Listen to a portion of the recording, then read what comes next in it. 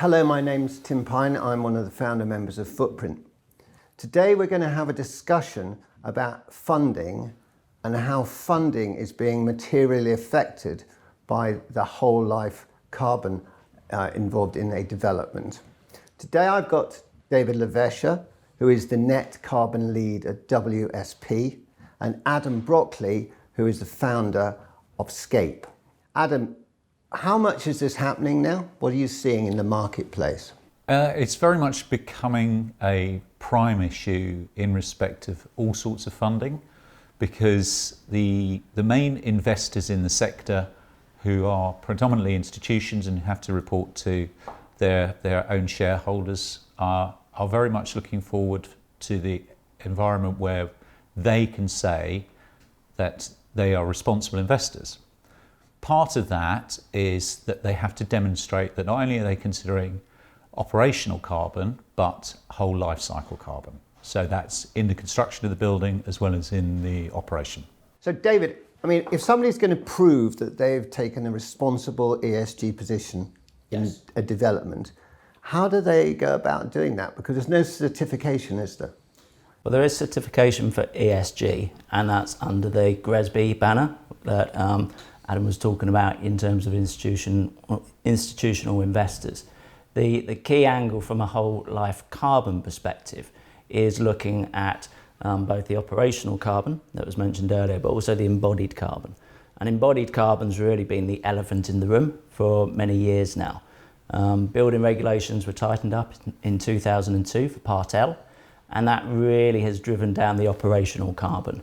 And since then, the embodied carbon inherent within our designs has become a far larger proportion of the mix. So we're starting to see that there's a lot of pressure now, especially under the devolved powers of mayors in London are leading the way, but it's rolling out across the country. Andy Birmingham in Manchester is also looking now at whole life carbon. So for the first time, really, it's being put under the spotlight. And that is really driving us to be do one of several things. We're looking at how can we do less? How can we reuse our buildings more? How can we refurbishment? And then how do we look at new buildings, making them more materially efficient, but also then as a cascade and a hierarchy, look at low carbon materials and introducing lower carbon cements into our concrete mixes.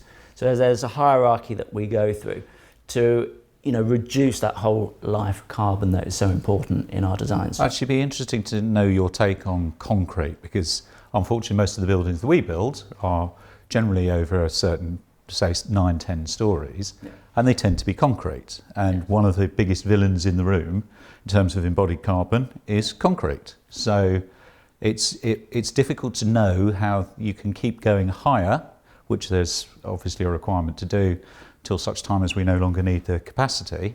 So what's the alternatives? That's the interesting one. Well, I suppose the short answer is at the moment, if we're going high, and especially in the student residential markets, or any residential markets, concrete, if you're going high, is still the material to go to of choice. The challenges that we have, especially in the structural engineering world, is how to reduce that down to an absolute minimum.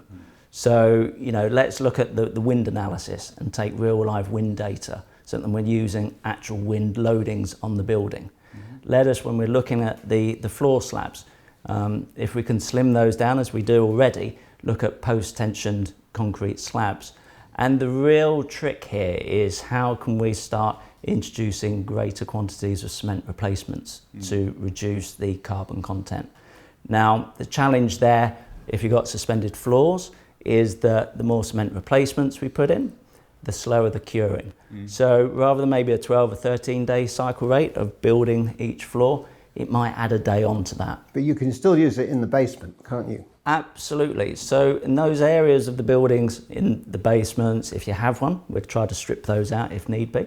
But the foundations, the columns, the cores, you can absolutely use it there. But the challenge is to have that conversation really early, so that then you can articulate with the client and work collaboratively, where's the most cost-effective method to save carbon in a building. And you can probably save far more carbon in the frame than you can in the facade or the fit out. So if you need to hit a target, especially in those in London where you have low carbon targets, is if that's going to be the most cost-effective place, but it puts an extra day per floor on, is that a balance that you need to make? I think this comes down to how you cost the benefits of reducing your carbon usage, because funnily enough, I'm just going through this on a building in Leeds at the moment, and the architect Simpson Hoffs suggested we use ultra high performance concrete, which is lighter, less of it, but unfortunately there's only one supplier in the UK, which is A, means it's going to come with a cost premium, and B, means when you go to a contractor to tender the job, they're going to be saying to themselves, well, hang on a minute, you've removed all my competitive tender pressure because I've only got one supplier. So the contractors will be reluctant to use it. Developers will be reluctant to use it because it's more expensive unless they get a fundamental benefit out of it, which I think comes around to the point that Tim was starting to make at the beginning of the conversation, which is that there is going to be a two-tier market in terms of value for investors. So those institutional investors that are looking to hold their heads up high with their own investors, they will be prepared to pay more to have that done. And then because of that, it means that you're going to end up with a two-tier investment market. Those buildings that perform effectively in terms of whole life carbon and how they demonstrate that to their investors, and those that don't. And to be honest, I think it's a bit of it's a delayed problem for those who aren't going to get on board the bus, because even if they don't do it now, they are going to have to do it at some point, because ultimately we will have very stringent carbon requirements, and if you haven't got them, then the buildings will be shut, or they won't be viable as an investment, or people simply won't buy them. So it's a question of when you get on the bus, not if you get on the bus. Yeah, this is exactly what I was reading about in the paper only a couple of weeks ago. That actually, so much of this is being driven by the banks. You know, everybody thinks it's the people standing outside with placards, but it's not actually. It's the banks that are changing all this stuff, because people are getting frightened of the fact that they're not going to be able to get funding for their developments. Yeah, and I think it's a wonderful circle that we're in now, is that the banks have woken up to the fact that we have a climate emergency, that that the climate is changing. And if you're holding a portfolio of assets for 50, 60, 70 years, you want to know that those assets will still be giving you a yield in that time frame. So they've got to make sure that not only are we designing them efficiently now, but we're also looking at how do we look at the life cycle. So how can we disassemble, if need be, in the future. But we should also be looking at how can we really intelligently design a bit of redundancy into those buildings. And that's not throwing more carbon at it, absolutely not. Maybe it's leaving soft spots in the building to allow future vertical services going into it. It isn't about throwing more carbon and over-designing for higher loadings. We've got the climate emergency now, so it's reducing the carbon content now, but just giving soft zones or easy ways to retrofit and strengthen buildings later if need be. When hopefully in 30 years' time, many of those other industries will have decarbonised, so we can then go in and do the retrofitting. But what do you think the life cycle of a building is now? Because I'm thinking of, so we build, own and operate our buildings, so we're in for the long haul. So we look at life cycle costs. We don't do anything that perhaps a build for sale developer might do, because we've got vested interests in them. But it's entirely feasible that there's a building we built around the corner here that, give it 30 years' time, the whole planning environment will have changed. There'll be much higher density that's required on the site. Yeah. And even though we built it to last for 70, 80 years, in 30 years' time, somebody will be knocking it down and doing the same thing again. So I don't think they're going to be able to knock things down. The company that's just, the practice which has just won the Pritzker Prize, which is like the biggest architectural award that you can have in the world, for the first time did not build a new building. They refurbished a building. They refurbished it absolutely beautifully, and I think we've got people. Where was it though? It's in south of France, in Marseille. It's not known for your massive densities, is it? Let's be candid. Well, no, it's not the same as London. It's not, but Do you think that they're going to start just not allowing people to knock buildings down?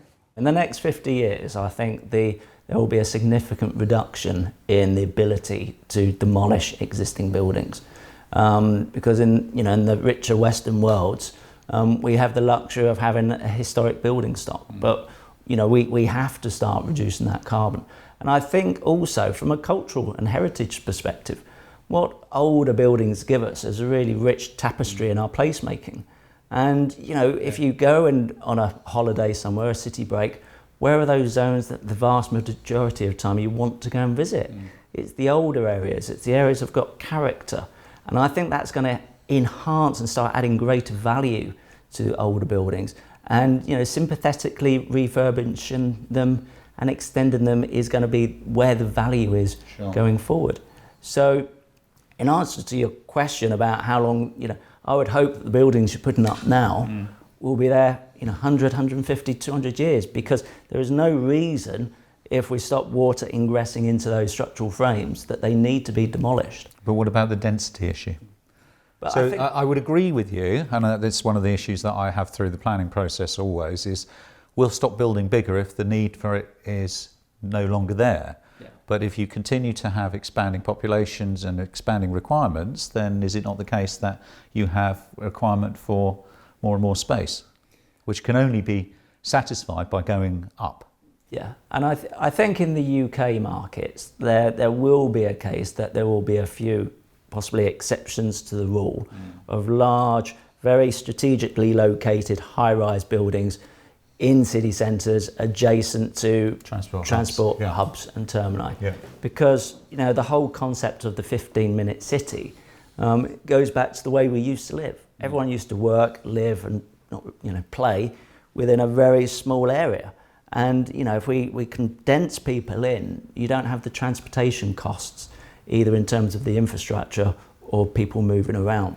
And I think that's one of the things that the pandemic has shown us. People like being able to, roam within a walking distance of their homes. And, the challenge we have for our city centres is about actually making sure that they're nicer spaces for people to live, that we're greening those spaces. We had Mark Tillett in here, and he was actually comparing what Adam's talking about with the houses that you see in Greece that still have the reinforcing bars sticking out of the roof. That's a tax dodge, though. Yeah, I know it's a tax dodge, but he's an engineer. I thought it was local culture. But the point is that as the family grows, they can stick an extra floor on. And what you were talking about was building some of that into a building, so that actually when you're putting the thing up, you put it up with enough capacity to go vertically if you want to, rather than knocking the thing down. Is that not what you were saying? No, I'm not saying that we design that extra capacity into our new buildings now. Absolutely not. What I'm saying is when we go back and revisit old buildings. So we designed 22 Bishopsgate in London here, and that used the same foundations as the building. It did indeed. So that was a very clever working with the client and the architect early. There's a load of existing foundations and substructure and up to ground floor. How can we reuse the vast majority of that so that we can spring directly from that? But, it's a technique we use time and time again. There's the new Primark store that opened 2 years ago in the centre of Birmingham. Very much the same strategy. The original intent was to, remove the vast majority of the steelwork in that to get all the levels to work. With the architect, we went in and we managed to save 50% of that steelwork. And again, that's a huge cost saving, as well as carbon saving. Did the same at Great Ormond Street Hospital. So removed 3 floors from the building, put another 4 on top, rather than demolishing the whole building. So these are techniques that we've used time and time again in structural engineering. Aren't you coming down on the side of steel rather than concrete in that case? If you're saying that you're doing the circular economy thing and you can take it down and put it back. Again, I think is steel more beneficial in terms of carbon? Because the production of it's about the same, but the point is you can unbolt it and put it back. It's the same. Okay. It's always about the same. Yeah, the two materials, they're both on a decarbonisation process. Okay, and what we really need to make sure is that we're using them for their relative benefits, and we're not trying to shoehorn one into an inappropriate frame solution. But both are on a decarbonisation route. Steel, there are different sources that you can specify. European arc furnace steel versus blast furnace steel. The challenge there is with a growing world population scrap, doesn't it? and economy, we will always need primary steel, and that's where you need your blast furnace steel. So it is about how do we decarbonise these industries and support them in their decarbonisation process. Likewise with concrete, yes, we can utilise cement replacements now. Give me an example of cement replacements? So the two primary ones are pulverised fly ash from coal-fired power stations. Yeah. So that supply is dwindling in the UK, but it's still booming, unfortunately, elsewhere. Or GGBS, which is blast furnace slag from the steel making industry. Right. Now the challenge we have as a global entity is we use 4 billion tonnes of cement every year, but only produce 500 million tonnes of the cement replacements. Right. So in the rich Western world, we can purchase all of those products and make ourselves feel a bit better that we're more greener, lower carbon. But that's not the answer, because that still leaves 9/10 of the world still using full CEM 1 mixes. So we've got to be supporting through research and development alternative technologies. How do we start coming up with materials, different types, future generation of concrete to replace those? One of the things I was going to ask is that with the progress of time, the troubles that we face at the moment, to what extent are those going to be overcome by new technologies? So you're referring to replacements at the time for the time being. What's to say that there won't be some fantastic new lightweight material that is carbon neutral that's developed and then cures half the problems? That is a fascinating question, because there's definitely two camps.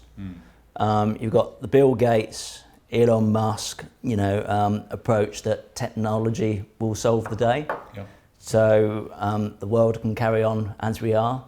John Kerry mentioned it last week, I think it was, on the Andrew Marr show, is that we don't have to affect anyone's life. We can just continue as we are. The other school of thought is we shouldn't be relying on technology to save the day. We shouldn't be relying on things that haven't been invented yet to come along in the nick of time to save us. So there's two very different schools of thought. As an engineer, I would never start a design project hoping that something will come and save the day halfway through. You wouldn't make a very good developer then. Well, but when we're looking at developments, we'll have a program contingency. We'll have some budgetary contingencies in there for the unknowns to come up. I was being flippant. I'm sorry, but you sometimes have to make a leap of faith to get these things done. Yes, but it's a leap of faith within a boundary that that you have to go through something and it's achievable. Not depending on a brand new material. Yeah. Should we be, putting all of our weight behind the development of material or a technology that hasn't been created yet and hasn't been scaled up to come and save the day? So should we all just carry on, wasting energy and carbon on the hope that carbon capture and storage or that the hydrogen economy will, really kick in at scale? And these are all technologies that have been proven on a small scale, but it's the scaling up that is the challenge. And where do you sit on offset?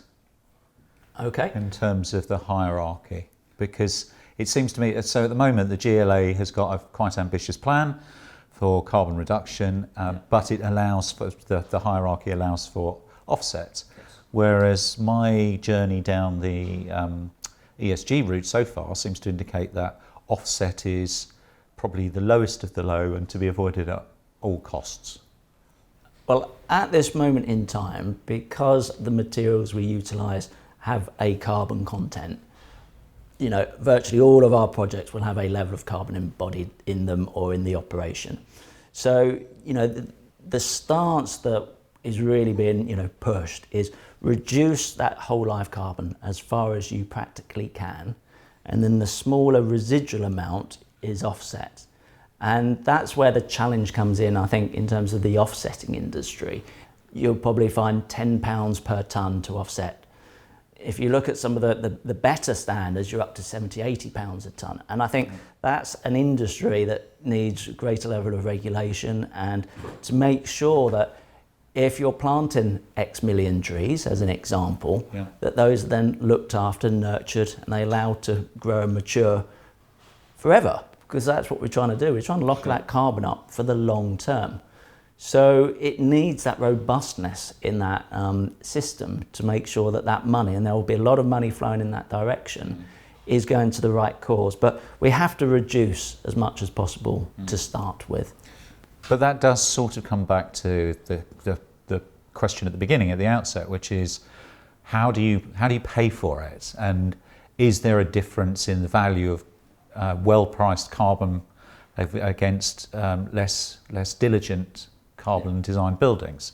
And I think there is an element with certainly. So some of the investors that we're talking to, they're actually willing to pay for enhanced carbon. So, for example, where the planning authority may require BREEAM excellence, some of the investors are saying that's fine as a starting point, but we would rather you investigate and not open a blank checkbook, but say that they're prepared to contribute to BREEAM outstanding, which is considerably more expensive to obtain. BREEAM doesn't deal with whole life carbon, does it? Or hardly. It's nearly all to do with operation. It's only if you go to really outstanding that they then start looking at the whole life carbon as an element of that. So the embodied carbon is still a relatively small amount of the overall picture, and that's been the challenge. It's been the elephant in the room for a very long time. But we've recently at WSP delivered a range of passive house schools within local council budgetary constraints. So it doesn't always have to cost more money. It's the outset, and can you design it in from the very beginning? And there's different things you need to look at, and I think the challenge is, just like we're talking about the longer queuing times for floors in concrete frames, have those discussions early.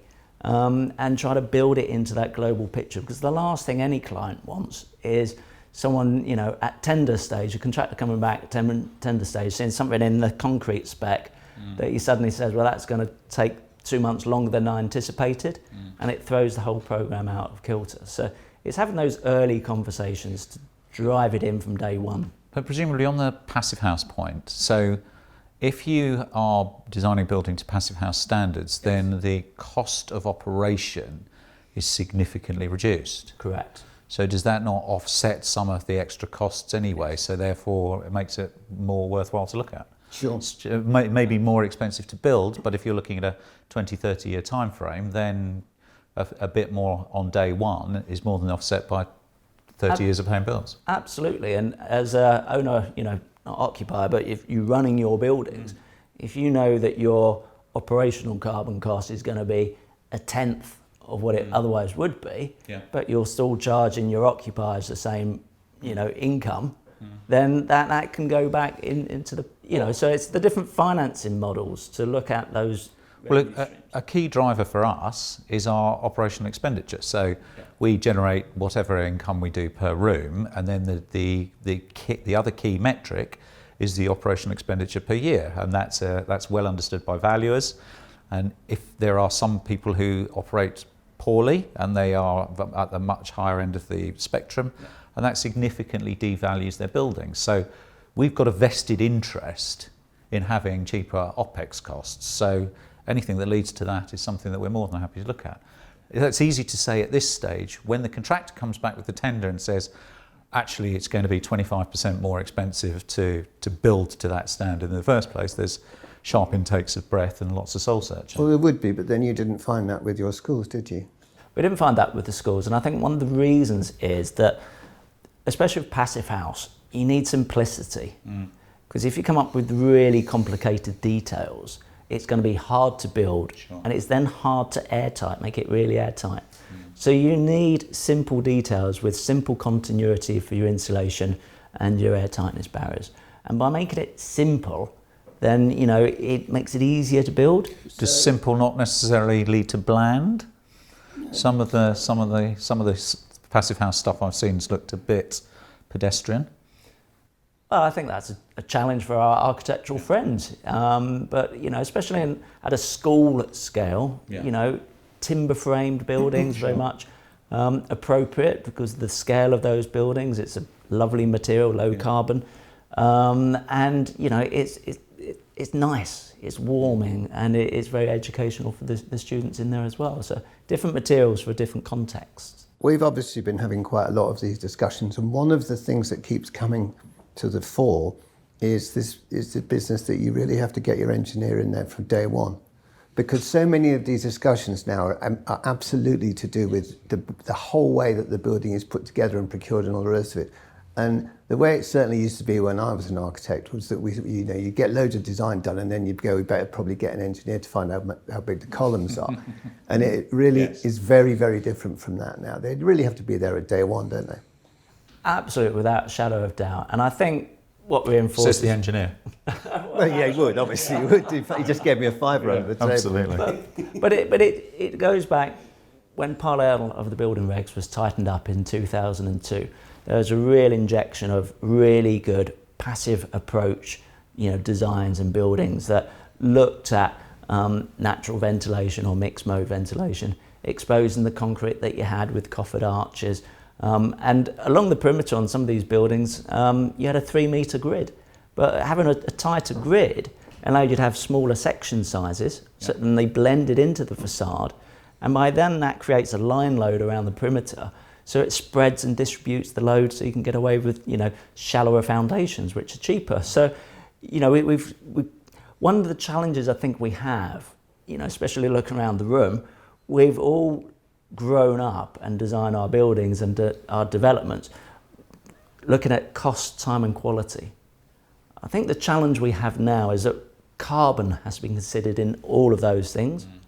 And that means we need to unpick all of what we intuitively know is right. Actually, now it might not be. So we have to go back through that thought process and challenge everything, the grids of our buildings, the loads of our buildings, how we're going to vent our buildings, how we're going to service our buildings. If we look at the WELL standard, it's about pulling the stairs to the front of a building and make them nice so that people actually walk up and down the stairs, which is better for their health and well-being. And it reduces the operational carbon because you're using the lifts less. Yes, absolutely. So it's about looking at things, stripping it back and rebuilding up those designs. Do you remember that experience of trying to encourage students to use lifts at Greenwich? They are less keen about what would be deemed well features than perhaps the rest of us are. Yeah, but then we've had people in here talking about getting rid of the bin stores by vacuum removal of rubbish and stuff like that, and then suddenly you've got a whole ground floor becomes available, or a lot more ground floor from what you had before. Yeah. And that's all to do with carbon. Yeah. Because instead of having 25 bin lorries, you've just got one collection a day. So the whole thing is quite linked up, actually. Absolutely. But I remember when I was a kid and people used to talk about this business about the oil running out. That was a really bleak picture where everybody was going to be sitting with candles, and riding horses. The more discussions we have like this, the more it actually started to sound like it's actually going to be better when the oil runs out. Because I think it's been, in some respects, it's been an incredibly positive thing for humanity in terms of the way that we are now. But I think we've got to the stage where we can actually start looking at alternatives, and those alternatives are going to provide us with, I think, a better life. Having to look at alternatives. Having to look at alternatives, and I think it's one of those real challenges. The Royal College of Physicians estimates that every year in the UK, we kill 40,000 people every year due to poor air quality. Now, if you put that into perspective, how many people will be hospitalised? How many have sick days off work? If that was a public utility, if we're killing 40,000 people a year through poor quality tap water, there'd be an inquiry. Why are you killing so many people? So that's the whole essence of things like the London Plan, that it's about reducing combustion engines off the road, replacing the few vehicles you're going to allow with electric vehicles, and then with all that space, trying to green the space, soften the space, make it better for people's health and well-being, so then people have better places to live. So absolutely, it's about how do we create better working, better living spaces for people. And I read, I think it was yesterday, there was a report that 100,000 people every year are hospitalised through obesity. So how do we create more active lifestyles for people? How can we Take the lifts out. completely? Forget the lifts. But how Make can them live we in high-rise. encourage a greater level of physical exercise to allow people to, start getting healthier? And that's the public spaces between our buildings are just as important. And that's going back to the earlier point, the heritage in our spaces. Walk along the high streets and there's variety. It adds value. David and Adam, this has been a fascinating discussion. Thank you very much for coming in today. Thank you. Thank you very much indeed.